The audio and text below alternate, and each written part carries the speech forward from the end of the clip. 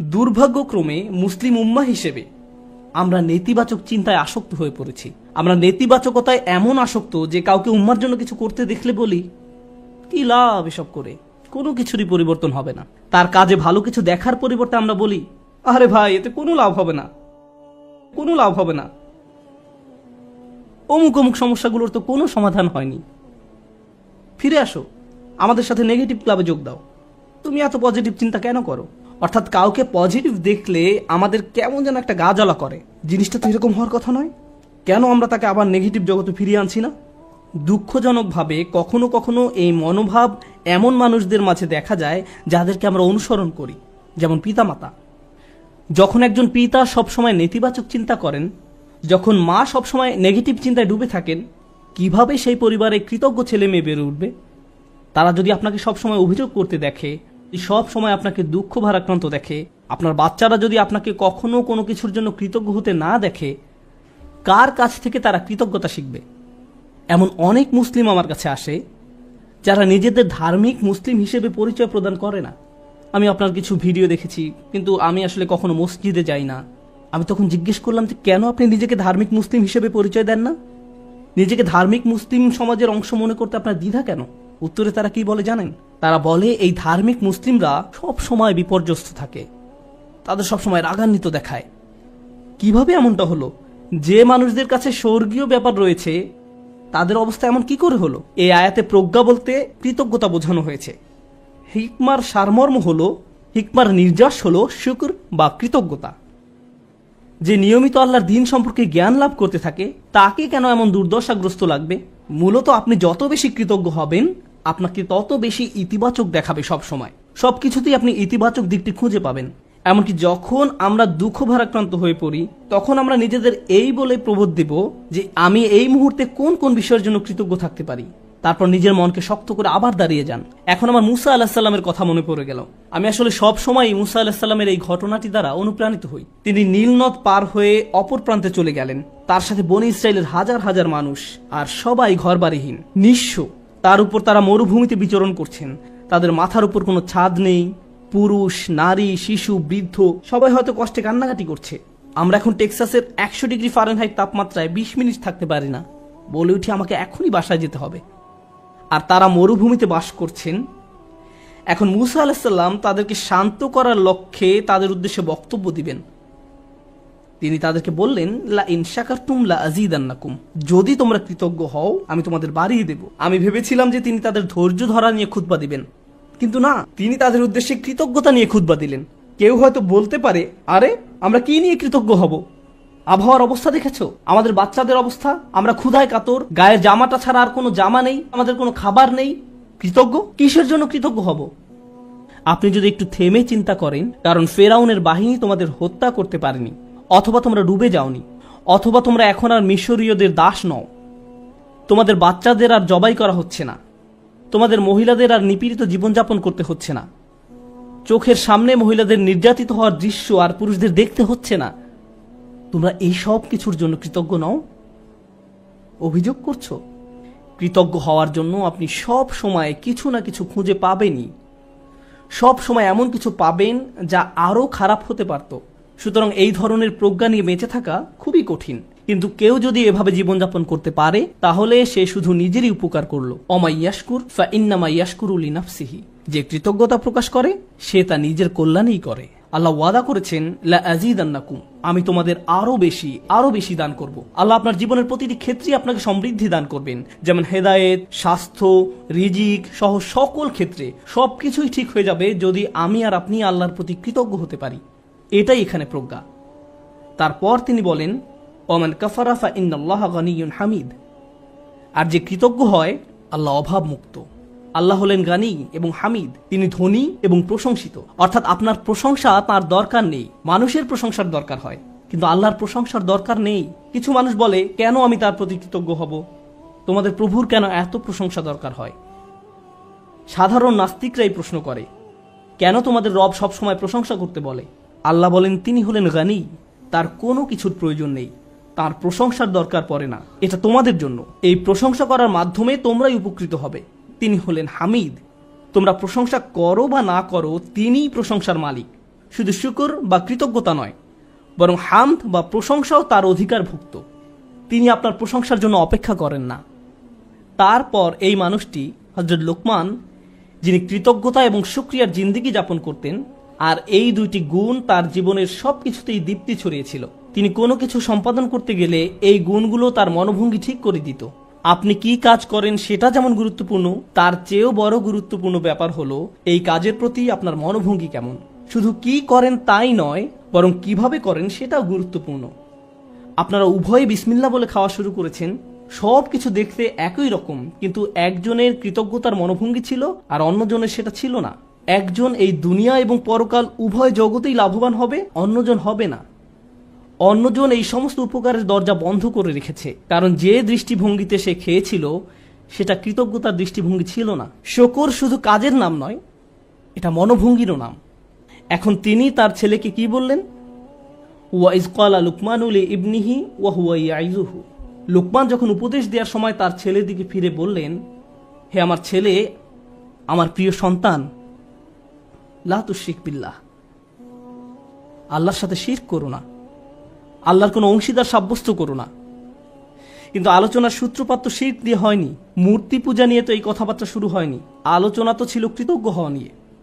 আমরা শাব্দিক দৃষ্টিকোণ থেকে একটি বিষয় এখানে শিখছি, শিরক এবং শুকর এর একটি শাব্দিক মিল আছে। কিন্তু আরেকটি বিষয় আমাদের এখানে জানতে হবে, আল্লাহ আমাদের এখানে শেখাচ্ছেন তার সাথে আমাদের সম্পর্কের মূল কেন্দ্রবিন্দু হলো আসলে কৃতজ্ঞতা।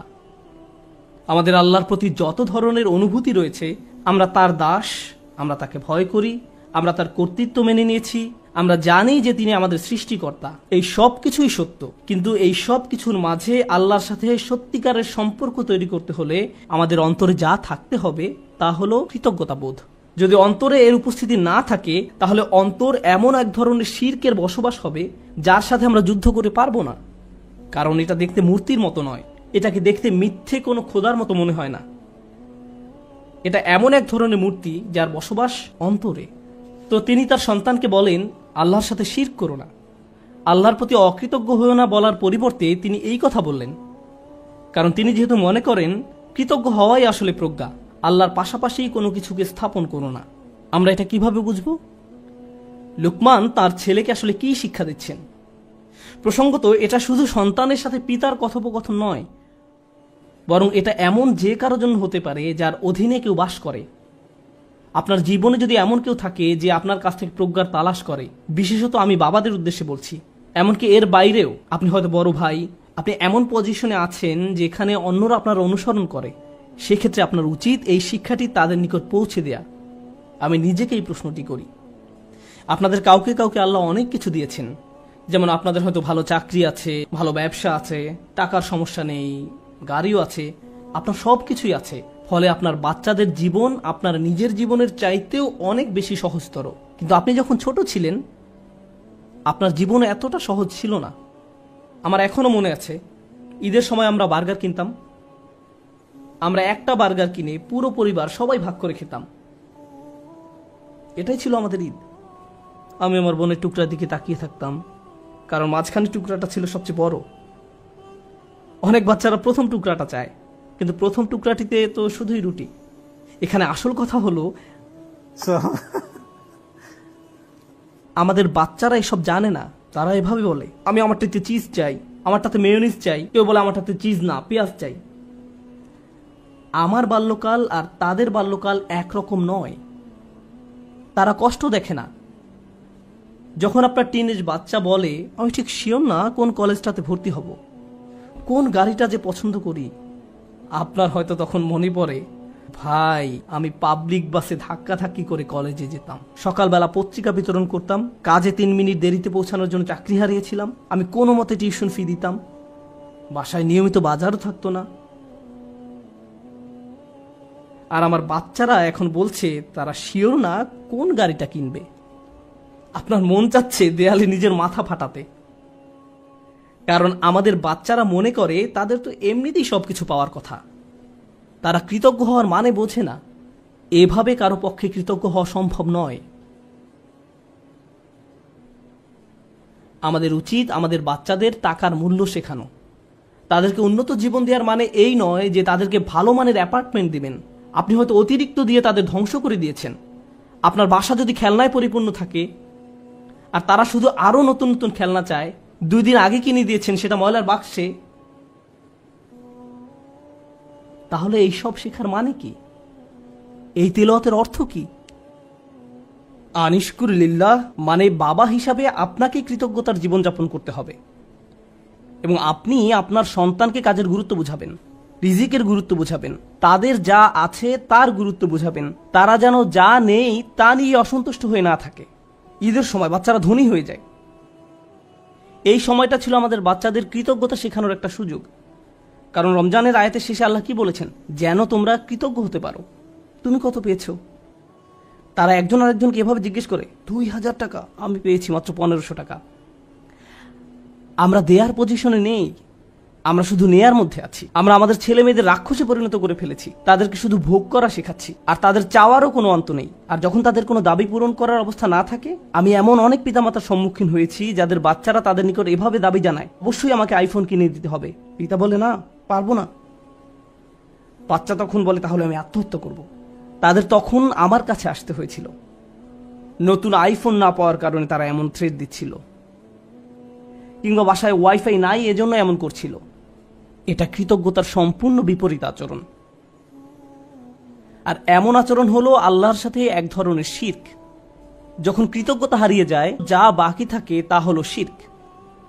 আপনি আত্মসমর্পণ করতে চান, যার কথা শুনতে চান, যাকে সন্তুষ্ট করতে চান, সে হলো নিজের ইচ্ছা আকাঙ্ক্ষা, নিজের ভোগ বিলাসিতা, নিজের কামনা বাসনা। বাচ্চারা এসব জানে না। তাদেরকে দেখিয়ে দিতে হবে, বোঝাতে হবে। আপনি তাদেরকে যা বানান তারা তাই হবে। আমরা তাদের প্রতি এমন অন্যায় আচরণ করতে পারি না। আপনার টাকা আছে বলেই যে তাদের সব দাবি পূরণ করতে হবে এমনটা নয়। অবশ্য বিপরীত অবস্থাও আছে।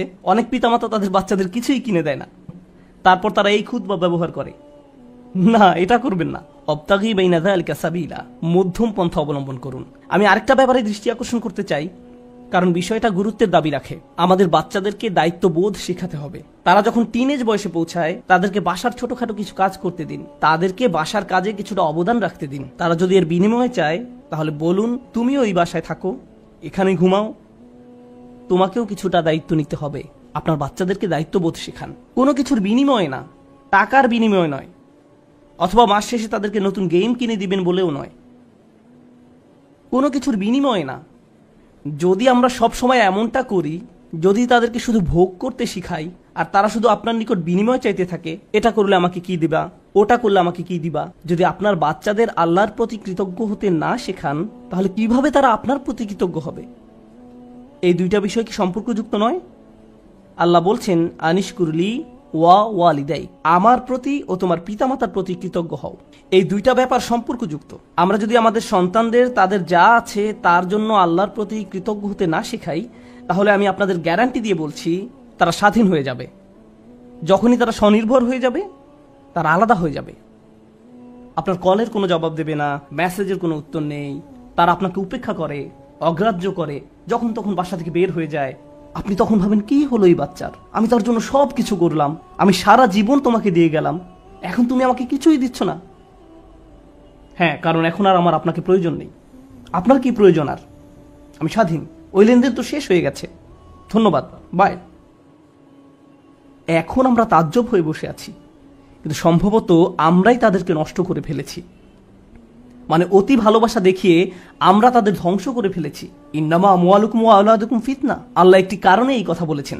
তোমাদের সম্পদ এবং সন্তান সন্ততি তোমাদের জন্য একটি বড় পরীক্ষা। বিশেষত ছেলে মেয়েদের পেছনে যদি নিয়ন্ত্রিত উপায়ে টাকা পয়সা খরচ করা না হয়, তাহলে তারা বিশাল এক পরীক্ষার বিষয়ে পরিণত হবে। মাঝে মাঝে বাচ্চাদের কোনো কিছু কিনে দেওয়া উত্তম, মাঝে মাঝে তারা যা চায় তা না দেওয়া উত্তম, মাঝে মাঝে তাদের থেকে দূরে সরিয়ে রাখা উত্তম। এটা গুরুত্বপূর্ণ। এটা শুধু পুঁথিগত বিদ্যা নয়, শুধু আলহামদুলিল্লাহ বলা শেখালেই হবে না, এই শিক্ষার উপরে জীবনযাপন করতে হবে। এজন্যই আলোচনাটি শুরু হয়েছে এই বলে, ওয়ালাকাদ আতাইনা লুকমান আল হিকমা, আমি লোকমানকে প্রজ্ঞা শিক্ষা দিয়েছি, বাস্তব জ্ঞান, বাস্তব শিক্ষা। কিভাবে কৃতজ্ঞ থেকে জীবন কাটাতে হবে সেই শিক্ষা। আমাদের বাচ্চারা কতবার তাদের জামা কাপড় ভাঁজ করে, ধৌত করে, আমরা তাদের কিভাবে কৃতজ্ঞতার শিক্ষা দেব যখন তাদের সবকিছু আমরাই করে দেই? মনে হয় যেন ঘরের মধ্যে ছোট ছোট ফেরাউন দৌড়াদৌড়ি করছে আর বলছে আমিই সবচেয়ে বড় রব। أنا ربكم الأعلى। আজ আমি বার্গার খাবো না, পিৎজা খাবো, আমাকে এটা দাও ওইটা দাও। আমরা তাদের এমন বানিয়ে ফেলেছি। এটা তাদের দোষ নয়। আমাদের সন্তানরা যখন নষ্ট হয়ে যায়, এই জন্য নয় যে তারা শয়তান, এর কারণ হলো আমরা তাদের সঠিক শিক্ষাটা দিচ্ছি না। প্রজ্ঞা থাকার মানে হলো আপনি আপনার সন্তানদেরকে সঠিক নিয়মে বড় করেন, আপনি তাদের আকাঙ্ক্ষাগুলো নিয়ন্ত্রণের চেষ্টা করেন। বাচ্চাদের এই নিয়ন্ত্রণটি নেই। আমাদেরকে ভালোবাসার সাথে তাদের ভিতরে এই অনুভূতি তৈরি করে দিতে হবে। আয়াতটি শুরু হয়েছে ইয়া বুনাইয়া দিয়ে, আমার প্রিয় ছেলে, অর্থাৎ বাবা অত্যন্ত আদর মাখা কণ্ঠে তার বাচ্চার সাথে কথা বলছেন। আপনি এর উল্টাভাবে শুরু করতে পারেন না, এই বাসার সবাই শোনো, আমি মাত্র জুমা থেকে আসলাম, বাসার সবকিছু এখন অন্য নিয়মে চলবে। এভাবে না।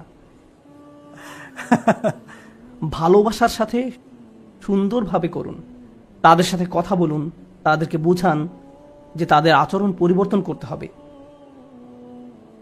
আমাদের মাঝে না দেখলে তারা এটা শিখবে না। যদি আমি খাবার ফেলে দেই, ক্ষুধা লাগলে রেস্টুরেন্টে গিয়ে অপ্রয়োজনীয় অর্ডার করি, এরপর অল্প একটু খেয়ে বলি আমি আর পারবো না, আর সন্তানকে বলি খাবার শেষ করো, খাবার শেষ করো,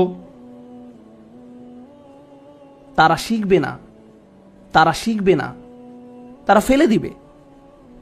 আপনার জীবনটা যদি অকৃতজ্ঞতায় পূর্ণ থাকে, তাহলে এটা অনেক বড় একটা সমস্যা। এই জন্যই অবিশ্বাস এবং অকৃতজ্ঞতা প্রকাশে একই শব্দ ব্যবহার করা হয়েছে। একই শব্দ ব্যবহার করা হয়েছে। কুফর বিল্লাহ মানে হলো আল্লাহকে অবিশ্বাস করা, আর কুফরান বিন নিয়ামাহ মানে নিয়ামতকে অস্বীকার করা, অকৃতজ্ঞ হওয়া। একই শব্দ। আল্লাহর নিকট কাফের আসলে দুইটা জিনিস। ভাবতে পারেন, এমন ব্যক্তি যে আল্লাহকে অস্বীকার করে এবং যে আল্লাহর প্রতি অকৃতজ্ঞ। এই জন্য যে ব্যক্তি আল্লাহর প্রতি কৃতজ্ঞ থাকে, তার পক্ষে শিরক করা অসম্ভব।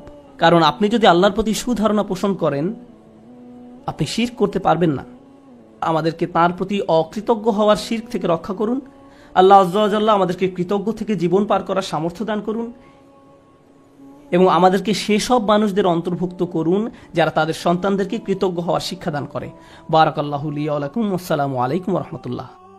এক বোন আসলেই চমৎকার একটা প্রশ্ন করেছেন, তাই আমি ভাবলাম যে সেই প্রশ্নের উত্তর দিয়েই এই পর্বটি শুরু করা যাক।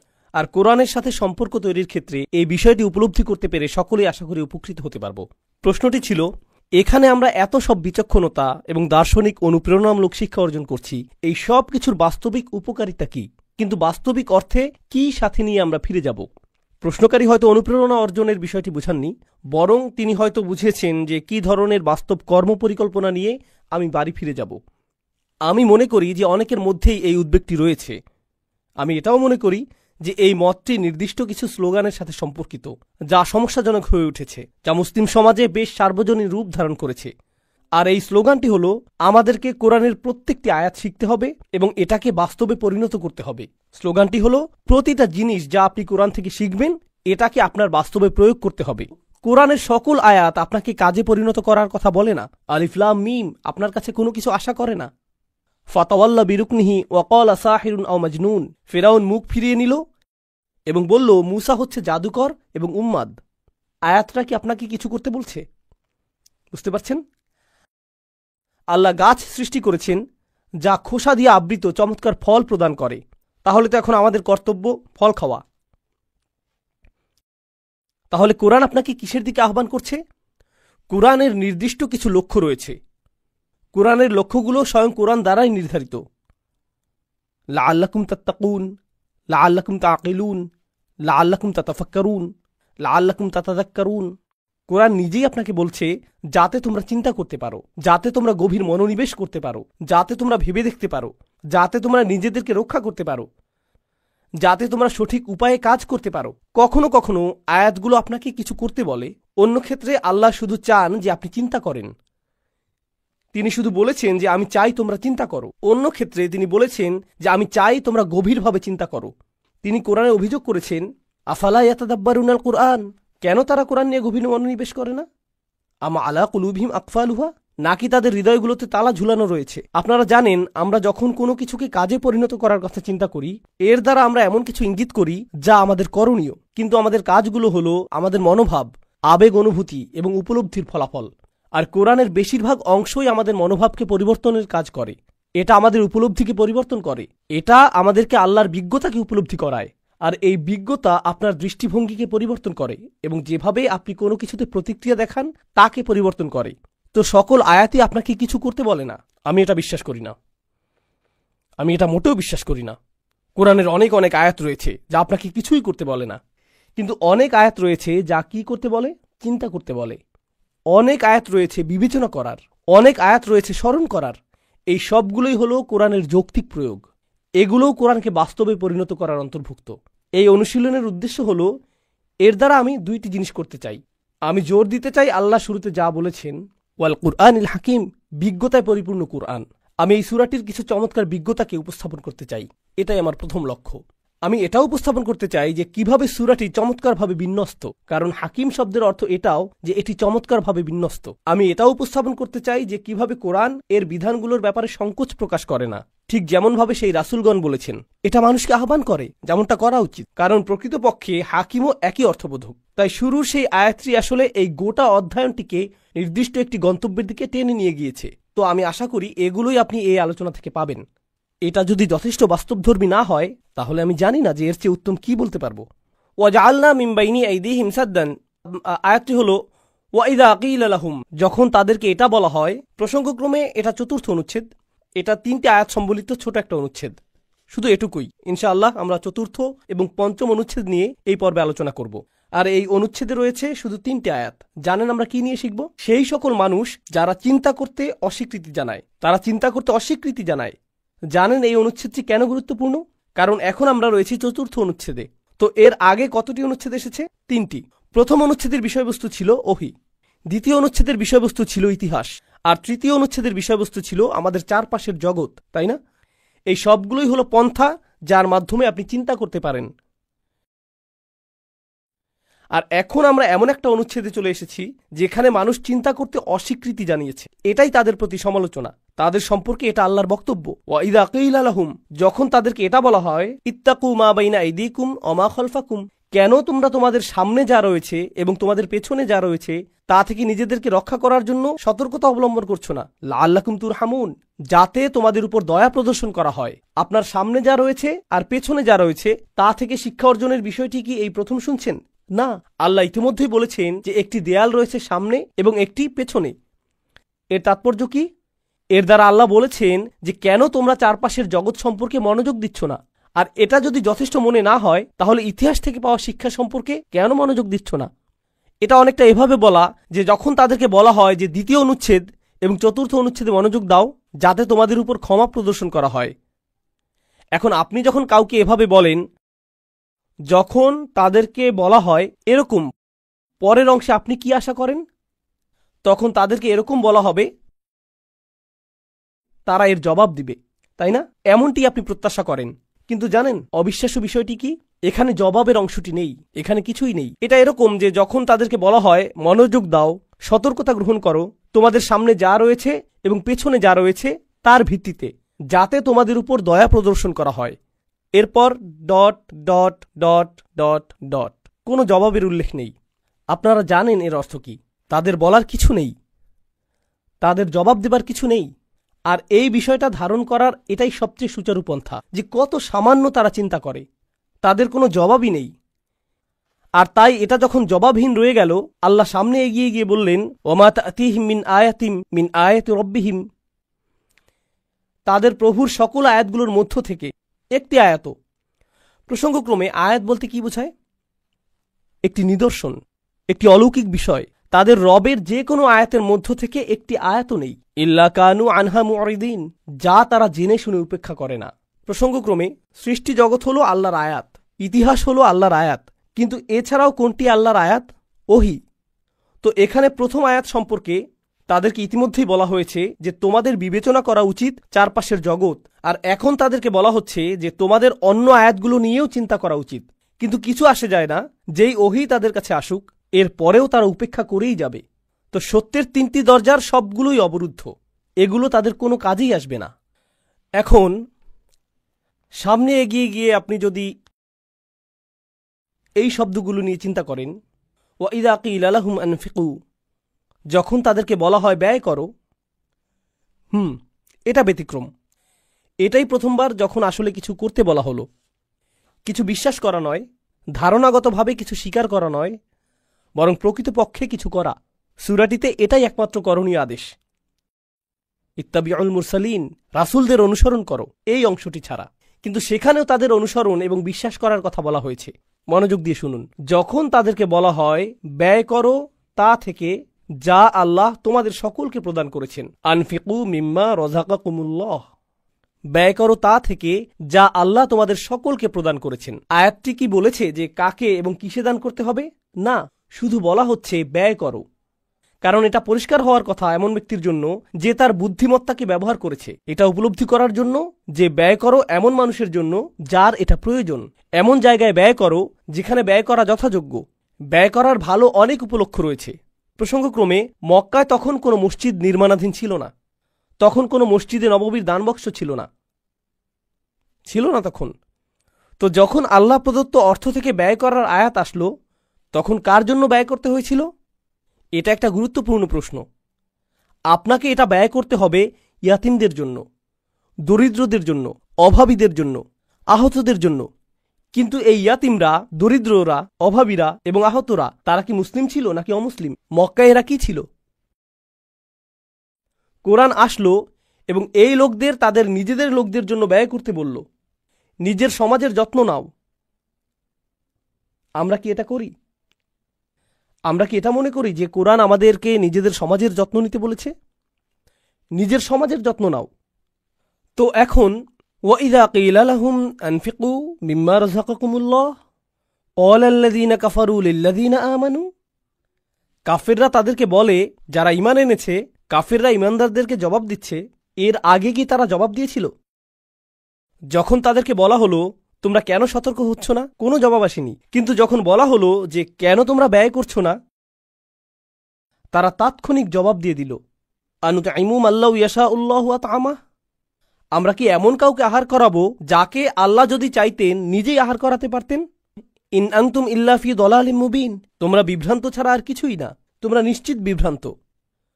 যখন আপনি ঈমান নিয়ে কথা বলেন, যখন আপনি সৃষ্টিকর্তায় বিশ্বাস নিয়ে কথা বলেন, যখন আপনি পরকাল নিয়ে কথা বলেন, তারা জবাব দেওয়ার প্রয়োজনও বোধ করে না। যখন আপনি তাদের অর্থ ব্যয় নিয়ে প্রশ্ন করেন, তখন তারা উত্তেজিত হয়ে ওঠে, কারণ এটা ঘরের ভিতর আঘাত হানছে। ঈমান, পরকাল নিয়ে ধারণাগুলো তাদের কাছে দার্শনিক মতবাদ বলে মনে হয়। এগুলো হোকাস পোকাস। এগুলো যেটাই হোক, তাতে কার কি আসে যায়? আপনি তাদের অর্থ নিয়ে, তাদের চালিকা শক্তি নিয়ে সমালোচনা করেন, এতে তারা উত্তেজনায় ফেটে পড়ে এবং বলে, তুমি আমাকে খরচ করতে বলছো? তো এখানে আমরা শিখছি যে ব্যবহারিক বিষয়গুলোর কারণেও ইসলামকে প্রত্যাখ্যান করা হয়ে থাকে। তারা অবধারিতভাবে ইসলামের ধারণাকে এজন্য প্রত্যাখ্যান করছে না যে এটা বিশ্বাস করা তাদের জন্য কঠিন যে ওহী অবতীর্ণ হয় অথবা একজন সৃষ্টিকর্তা রয়েছেন, বরং যেটা মেনে নেওয়া আসলেই কঠিন তা হলো আমাকে হয়তো ব্যবহারিক জীবনের কিছু পরিবর্তন আনতে হবে। যেমন আমাকে হয়তো এমন জায়গায় খরচ করতে হতে পারে যে ক্ষেত্রে আমি সাধারণত খরচ করি না। অর্থ অনেক বড় একটা সমস্যা। লাইটটা জ্বালানোর জন্য ধন্যবাদ, এটা উপকারে এসেছে। অন্ধকারে এখানটা অনেক বেশি রোমান্টিক হয়ে গিয়েছিল।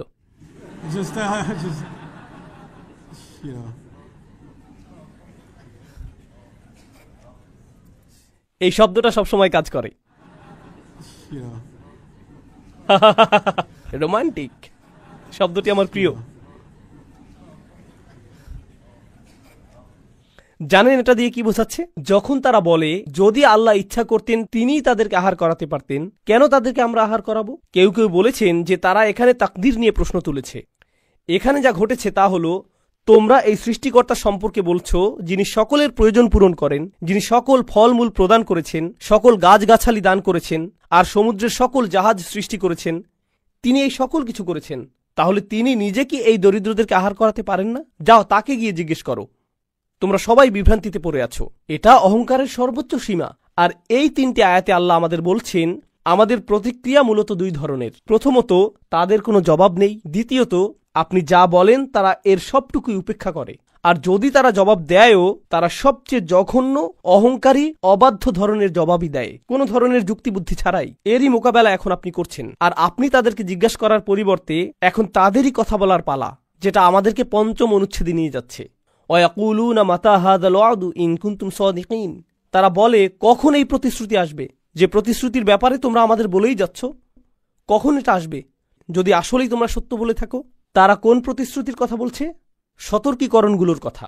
এখন আমি আপনাদেরকে এই কথাটি স্মরণ রাখতে বলবো, সতর্কীকরণগুলো আসে 3টি পর্যায়ে। এটা অত্যন্ত অত্যন্ত গুরুত্বপূর্ণ জিনিসগুলোর একটা। সতর্কীকরণগুলো 3 ধরনের। কোরআনের সর্বপ্রথম সতর্কীকরণ হলো একটি জাতির ধ্বংসপ্রাপ্ত হওয়া, কোন জাতিকে ধ্বংস করা হবে। নূহের জাতিকে পানিতে ডুবানো হয়েছিল, লুতের জাতির উপর অগ্নিবৃষ্টি বর্ষিত হয়েছিল, ইত্যাদি ইত্যাদি। প্রথম ধরনের সতর্কবার্তাটি কি? একটি জাতির ধ্বংসপ্রাপ্ত হওয়া। দ্বিতীয় সতর্কতা হলো বিচার দিবস। প্রথমটি কি ছিল দেখি আপনারা এখনো জেগে আছেন কিনা। জাতির ধ্বংসপ্রাপ্ত হওয়া। দ্বিতীয়টি বিচার দিবস। তৃতীয়টি হলো জাহান্নাম। প্রথম, দ্বিতীয়, তৃতীয় আমার সাথে পুনরাবৃত্তি করুন। জাতির ধ্বংসপ্রাপ্ত হওয়া, দ্বিতীয়টি বিচার দিবস, তৃতীয়টি জাহান্নাম। আর এই সবগুলোই সম্পর্কযুক্ত।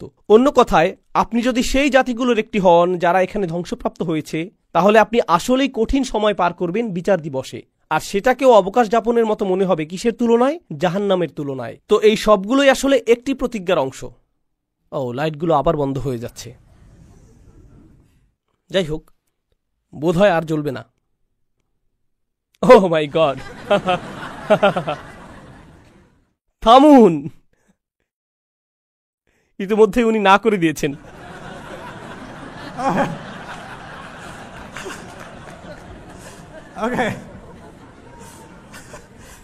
কম আলোতে কাউকে অধিক সুন্দর দেখাবে না। আমি মজা করলাম আমি। এখন আবার কুরআনে ফিরে যাচ্ছি। আসুন মনোযোগ দেই। তো এই প্রতিশ্রুতিটি, এটা কখন ঘটবে? তোমরা কি সিরিয়াস? যাও দেখি সেটা নিয়ে আসো। সেটা ঘটাচ্ছ না কেন? প্রসঙ্গক্রমে এর আগের আয়াতে তারা বলেছিল, আল্লাহ যদি এতই ধনী হন তাহলে কেন তিনি নিজে দরিদ্র লোকদের দেখাশোনা করছেন না? কোরআনের আরেকটি সূরাতে এই কথাই বলা হয়েছে, ইন্নাল্লাহা ফাকিরুন ওয়া নাহনু আগনিয়া। আল্লাহ দেউলিয়া হয়ে গেছেন, আমরা ধনী। আল্লাহ বলেছেন, সানাকতুবু মা ক্বালু, আমরা লিখে রাখবো যা তারা বলে। এটা কোরআনের স্বাভাবিকতার ব্যতিক্রম বর্ণনাগুলোর একটি। আল্লাহ লিখে রাখবেন যা তারা বলে, লিখে রাখবেন তাদের উক্তি। সেই উক্তিটি কি? আল্লাহ হলেন গরিব আর তারা ধনী। আর তারা মূলত এইরকম কথা এখানেও বলেছে। আর এজন্যই এই সূরাতেও আপনি পাবেন, ওয়ানাকতুবু মা কদ্দামু আসারহুম, আমরা লিখে রাখব যা তারা সামনে প্রেরণ করেছে এবং যা তারা পেছনে ফেলে এসেছে। এটাই অপরাধ হিসেবে যথেষ্ট। এটা এত খারাপ কেন যে আল্লাহ লিখে রাখবেন? তিনি এর আগে লিখে রাখার কথা বলেছেন, কারণ লিখে রাখার মতো এবং তা তাদের মুখে নিক্ষেপ করার মতো এমন কথা তারা বলে ফেলেছে।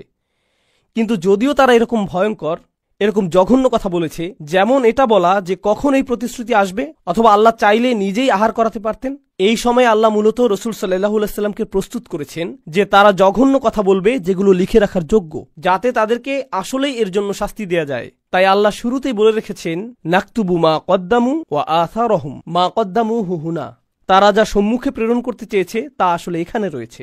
এখন তারা এই জঘন্য প্রশ্ন জিজ্ঞেস করেছে, আর আল্লাহর ক্রোধ চূড়ান্ত সীমায় পৌঁছে গেছে। তো এখন এটা শুরু হবে। প্রথম পর্যায়টি হবে জাতির ধ্বংসপ্রাপ্ত হওয়া। মা ইয়ানজুরুনা ইল্লা সাইহাতান ওয়াহিদাতান, এর অর্থ দুটি জিনিস। এটা বোঝাচ্ছে তারা একটি বিস্ফোরণ ছাড়া অন্য কোনো জিনিসের জন্য অপেক্ষা করছে না। এর অর্থ এটাও যে তারা একটি বিস্ফোরণ ছাড়া আর অন্য কিছু দেখবে না। তাখুযুহুম, এটা তাদেরকে আঁকড়ে ধরবে। ওয়াহুম ইয়াখিসিমুন, যখন তারা পরস্পর উদ্দেশ্যহীন যুক্তিতর্কে লিপ্ত থাকবে। তারা আল্লাহ সম্পর্কে এগুলো বলে, তিনি কি করবেন অথবা করবেন না, তোমাদের সৃষ্টিকর্তা কোথায়, শাস্তি, আমি আতঙ্কিত, আমি আসলেই আতঙ্কিত। তারা বিদ্রুপাত্মক কৌতুকে লিপ্ত থাকবে। ইল্লা কানু বিহি ইয়াস্তাহজিউন, তারা এটা নিয়ে কৌতুক এবং হাসি তামাশা করবে। আর তাদের উদ্দেশ্যহীন কথোপকথনের মাঝখানে একটি বিস্ফোরণ তাদেরকে আঁকড়ে ধরবে। কিন্তু বিস্ফোরণের কথা আল্লাহ এই প্রথম বলছেন না, তাই না? যখন আল্লাহ ইতিহাসের শিক্ষা নিয়ে বলেছেন, যেখানে সেই জাতিটিতে 3 জন রাসূল এসেছিলেন আর সেখানে একজন ইমানদারও ছিলেন, তখন তিনি বলেছিলেন, ইনকানাত ইল্লা সাইহাতান ওয়াহিদাতান ফাইযা হুম খামিদুন, এটা শুধু একটি বিস্ফোরণ ছাড়া আর কিছুই ছিল না। আল্লাহ এখন বলছেন, সেটা এখন আর ইতিহাসের শিক্ষা নয়, বরং এটাই তোমাদের ভবিষ্যৎ হয়ে যেতে পারে। আমি ইতিহাসের পুনরাবৃত্তি করব।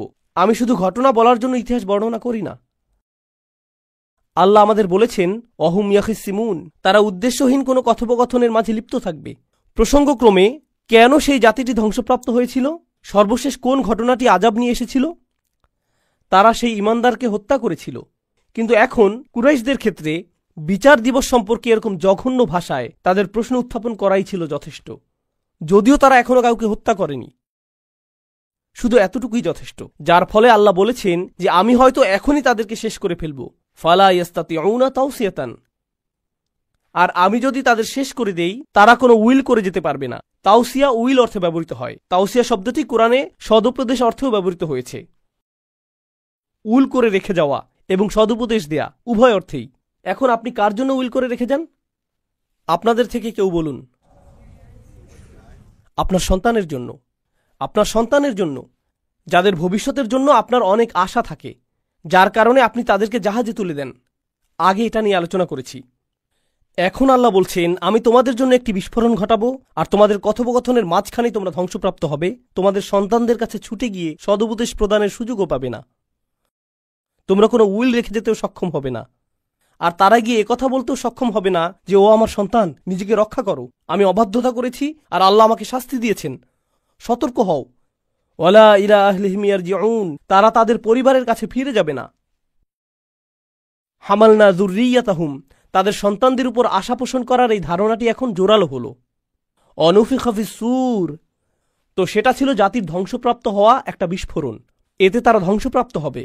তাদের পরিবারগুলোকে সতর্ক করার অথবা শেষ বিদায় জানানোর সুযোগও তারা পাবে না। এর ঠিক পরেই এসেছে অনুফিখা ফিস-সূর, এর পরেই সিংহায় ফু দেয়া হবে। সিংহায় ফু দেয়া হবে, এটাকে সিংহাতে ফু দেয়া হবে, এটাই আক্ষরিক অনুবাদ। এটাকে অর্থাৎ বর্ণনার অতীত কোনো কিছুকে সিংহাতে ফু দেয়া হবে। ফাইদা হুম মিনাল আজদাস, তখন আকস্মিকভাবে নিশ্চিহ্ন কবর থেকে ইলা রব্বিহিম ইয়ানসিলুন, তারা ছুটে আসতে থাকবে প্রজন্মের পর প্রজন্ম। ইয়ানসিলুন অর্থ দ্রুত ছুটে আসা। আসরা ইলা মাকান, নাসালা অর্থ দ্রুত ছুটে আসা, কিন্তু এটা নাসিলের সাথে সম্পর্কযুক্ত। অন্য কথায় তাদের একাধিক প্রজন্ম একসাথে ছুটে আসবে তাদের রবের দিকে। আল্লাহ ইতিমধ্যে এটা বর্ণনা করেছেন যখন তিনি ইতিহাস থেকে শিক্ষাদান শেষ করেছিলেন। তখন তিনি বলেছিলেন তাদের সকলকেই একত্রে জড়ো করা হবে, আর এখন তিনি বলছেন যে তাদের সকল প্রজন্মকে একসাথে জড়ো করা হবে। আর তিনি এখানে আজদাস শব্দটি উল্লেখ করেছেন, কুবুর নয়। আজদাস অথবা একবচনে জাদাস, এর অর্থ চিহ্নহীন কবর। আপনি হয়তো এর উপর দিয়ে হেঁটে যাচ্ছেন, আপনি জানেনও না যে এর নিচে কেউ সমাহিত অবস্থায় রয়েছে। যদি আমি তোমাদের ধ্বংস করে দেই, আর তারা তাদের প্রভুর দিকে ছুটে আসবে।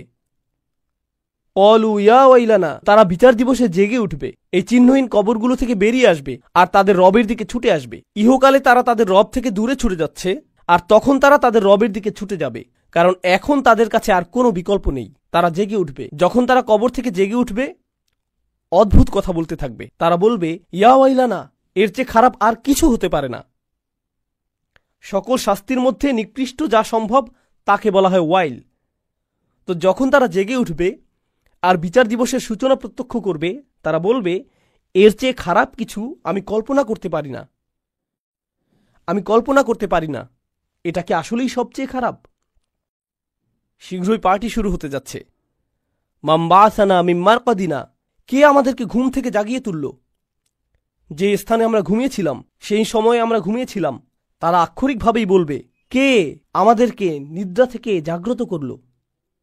জানেন কেন এটা গুরুত্বপূর্ণ? কারণ রাসূলগণ এসেছিলেন মানুষকে নিদ্রা থেকে জাগ্রত করার জন্য, কিন্তু মানুষ সম্পূর্ণরূপে অসচেতন ছিল। কারণ আপনি যখন অসচেতন থাকেন, আপনি তখন গাফেল। আর একজন গাফেল ব্যক্তি হলো সেই মানুষের মতো যে ঘুমাচ্ছে, সে আসলে মৃত মানুষের মতো।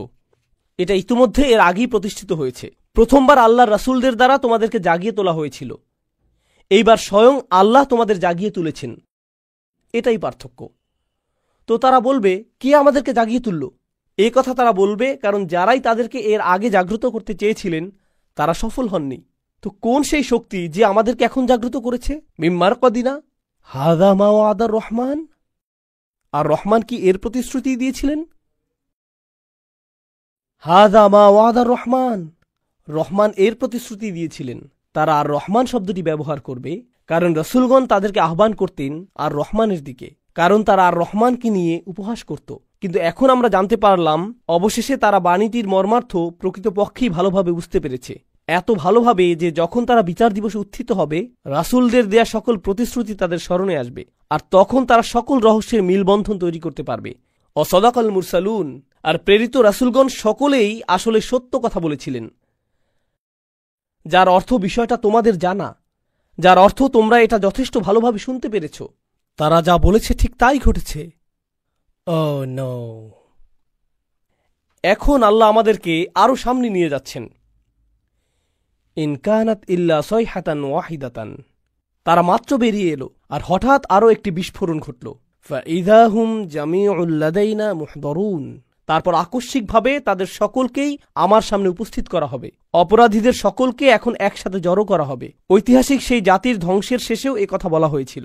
এখন এটা বর্ণিত হয়েছে যেহেতু তোমাদেরকেও একত্রিত করা হবে, তোমাদেরকেও জড়ো করা হবে, তোমরাও তোমাদের প্রভুর সামনে দাঁড়াবে, সকলেই একসাথে সারিবদ্ধভাবে। মুহদর, মুহদর অর্থ এমন কেউ যাকে দিয়ে তার নিজের অবস্থা উপস্থাপন করানো হয়েছে। আহদরা অর্থ উপস্থাপন করা, উহদিরা অর্থ যাকে উপস্থাপন করা হয়েছে। তার হুদুর থাকতে হবে, তার নিজের অবস্থা উপস্থাপন করানো হয়েছে। বাংলায় বলতে গেলে তাকে হাজির হতে হবে। ইসকি হাজিরি লাগায় যায়। ওকে